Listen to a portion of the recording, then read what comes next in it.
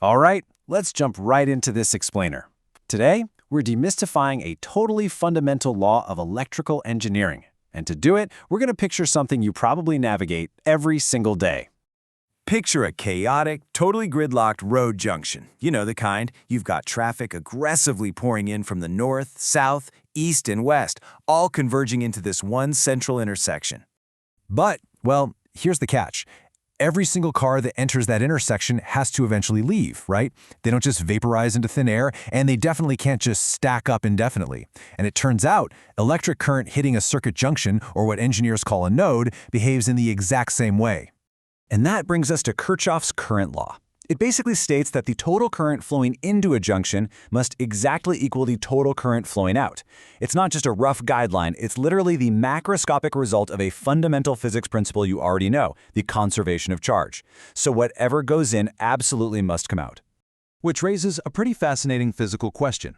If the current doesn't leave, where on Earth does it actually go? We really have to think about what electricity is doing at a fundamental atomic level when it hits a crossroads in a circuit. Well, the simple answer is it can't go anywhere else. You literally cannot have a microscopic traffic jam of electrons just honking their tiny little horns at a junction. And they certainly can't just pop out of existence. It is a perfect system of physical accountability. So let's see how this builds logically. First, you have wires meeting at a single point, which creates our junction. Then, a certain amount of current flows in. And finally, that exact same total amount must flow out. The math is going to flawlessly balance every single time. Now, this isn't just some theoretical whiteboard physics either. Engineers use this exact law to analyze the complex branching circuits buzzing right inside the walls of your home at this very second. Think about it. When current enters a junction box and splits, say to power your television and a reading lamp, the sum of the currents powering those devices will always perfectly match whatever entered from the main supply. Let's put some really quick math to this to see it in action. Imagine you've got exactly 6 amps flowing into a junction. And then it splits.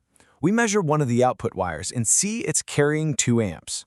Well, without even touching a multimeter, Kirchhoff's law tells us the other wire absolutely must carry 4 amps. Because, 6 minus 2 is 4. It's kind of like a predictive superpower for circuit analysis. 6 in, 6 out. Always perfectly balanced. It is the foolproof golden rule to check your work, track power distribution, and just guarantee that no electrical charge is ever somehow lost to the void. And just like that, we've officially conquered our second batch of foundational physics rules.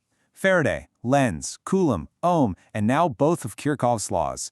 You've now got this incredible toolkit for understanding the microscopic forces running our modern world.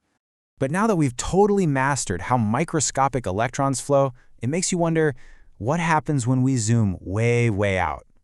Does the universe balance the massive, sweeping paths of entire planets with the exact same strict accounting it uses for those tiny electrons? We're going to tackle orbital mechanics and Kepler's 3 laws next time. You definitely won't want to miss it.